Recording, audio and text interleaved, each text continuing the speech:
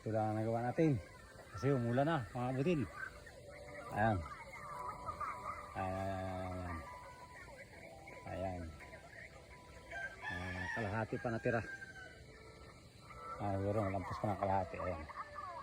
Maya pagka tumila, adalhin din natin yan. Kasi madami po panlanggaw eh. Para bukas mapansin. Alam mga budil. Okay. Okay. Maambun. Maambun na mga budil.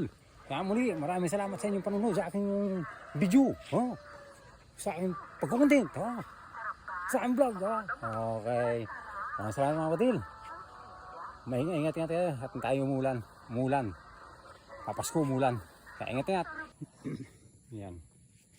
May tali. Yan. Pero kulang pa yan sa taas. Halagyan pa natin. Kasi kailangan mo natin unahin yung silalim. Kasi nagapang na siya. Mga budil. Gumagapang na. Yan po ikaabuno lamang nung siguro mga 3 days na ngayon. Kaya payat pa po yan. Pero pag yan po ay tumalab na yung abono niyan, ayos na. Ayun, mahaba na po. Mahaba na. Yan. Ngayon pansamantala hapon na. Matilo na tayo mga budil.